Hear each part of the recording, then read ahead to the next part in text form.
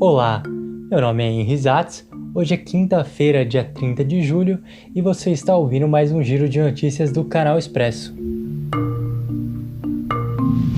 Uma reviravolta no caso de José Serra. Ontem, o Tucano e sua filha viraram réus por lavagem de dinheiro após uma denúncia da Lava Jato de São Paulo. Mas, ontem mesmo, o ministro Dias Toffoli, presidente do STF, suspendeu 2 investigações contra o senador, uma delas que também o acusa de lavagem de dinheiro. Os procuradores tinham dito que essa decisão não afetaria na denúncia recebida pela Justiça, mas o juiz Diego Paes Moreira pensou diferente e suspendeu a ação. O magistrado diz que, apesar do STF não apontar qual processo era para ser suspenso, por cautela ele optou por seguir esse caminho, como mostra uma reportagem do UOL. É um respiro para o ex-governador de São Paulo, mas a questão é por quanto tempo. Até o momento as coisas estavam caminhando rápido contra ele, e com esse pouco tempo que o caso evoluiu, já deu para perceber que tem muita coisa a ser explicada. Com certeza muitos episódios vão acontecer a respeito disso ainda.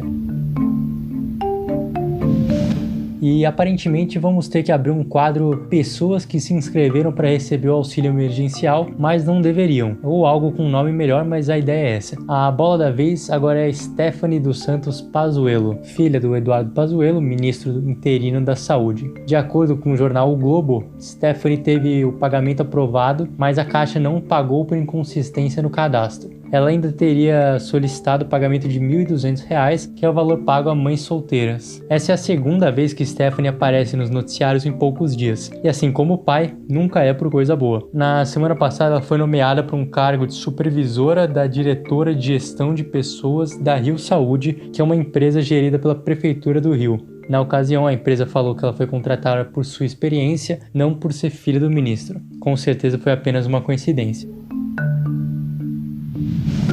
Quem teve teste positivo agora para o coronavírus foi a Michelle Bolsonaro. A nota divulgada pela presidência confirma que a primeira-dama está com o vírus, mas que está com um estado bom de saúde e seguirá os protocolos de saúde estabelecidos. Estranho o fato de o teste ter dado positivo só agora, poucos dias depois que o presidente se curou da doença, mas tudo bem, eu desejo melhoras para Michelle, que ela passe por isso sem grandes problemas, e desejo ainda mais profundamente que seu caso não seja utilizado para divulgar informações falsas sobre remédios sem eficácia comprovada e nem que fiquem mostrando caixa de remédio para seres humanos ou para as pobres emas que estão ali no Planalto.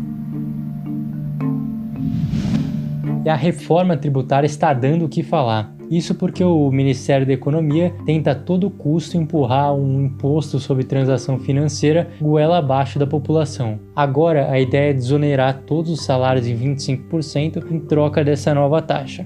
Isso que lá no início do governo Bolsonaro já falaram que ia ter CPMF, mas depois mudaram de ideia e agora voltaram com mais força nesse momento. Quem não gosta da ideia nem um pouco é o presidente da Câmara, Rodrigo Maia. Nessa quinta-feira ele voltou a criticar a ideia, dizendo que o aumento da carga tributária não é justo e nem faz sentido. Ele ainda criticou o fato do governo querer só mudar o nome da CPMF para enrolar a sociedade. Maia brincou falando que daqui a pouco vão colocar um nome em inglês para deixar o imposto bonito. E eu concordo com o Maia nessa, eu não vou entrar no mérito do imposto aqui, isso renderia um episódio à parte, talvez a gente até faça um nesse sentido, mas a questão é que primeiro falta coerência no discurso. O ultraliberal Paulo Guedes querendo empurrar mais imposto para a população e o próprio Bolsonaro que já foi e voltou com essa CPMF várias vezes. E aí, segundo, foi o que o presidente da Câmara falou, quererem mudar o nome da CPMF porque a população não aceita muito bem esse imposto e sem assumir que trata-se sim de um imposto sobre movimentação financeira. Pode receber o nome que for, vai continuar sendo uma nova CPMF.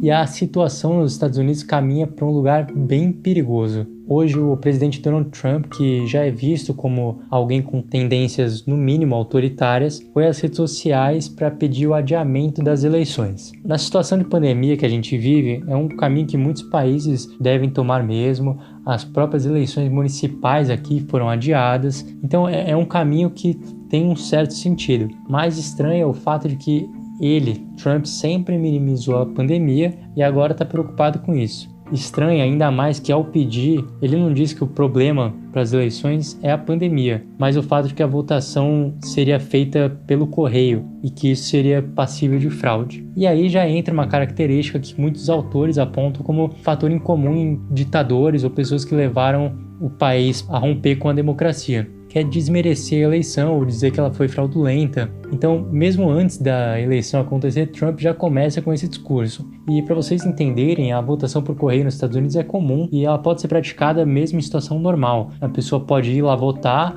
ou pode fazer essa votação por correio. Mas agora ela seria utilizada para todos por questão de segurança, por questão de saúde, né? E não há provas de que esse método consiga ser fraudulento, seja menos confiável do que votar presencialmente. E se fosse cometido fraude, também não tem como saber se seria mais para os democratas, mais para os próprios republicanos, por exemplo. E para piorar, a publicação de Trump vem minutos após a divulgação dos dados da economia dos Estados Unidos, que obviamente foram péssimos. No segundo trimestre, o PIB recuou 33% e mais 2 milhões de pessoas pediram o seguro-desemprego. Antes do coronavírus, a economia era o forte do Trump, era o que possivelmente ia garantir a sua reeleição. Hoje, ele não tem mais esses dados para se apoiar. As pesquisas apontam que o Joe Biden está bem à frente dele, de 8 a 15 pontos, dependendo da pesquisa. Então, parece ser um caminho que Trump adota para conseguir se safar um pouco desse cenário que não está nem um pouco favorável para ele. É um caminho muito preocupante que vai o presidente americano. Mesmo ele não tendo autoridade para decidir sobre a data das eleições, nunca é bom ver um presidente questionando se as eleições são confiáveis ou não. Mas com certeza vai render muito assunto, tem pouco mais de 3 meses até a eleição americana, muita coisa vai acontecer e vamos falar muito disso aqui ainda no Canal Expresso. Mas por hoje é só, eu espero você amanhã para mais um giro de notícias do Canal Expresso e siga a gente no Spotify, estamos nas redes sociais também, Facebook, Twitter, Instagram, YouTube, Canal Expresso e assine a nossa newsletter para começar o dia bem informado.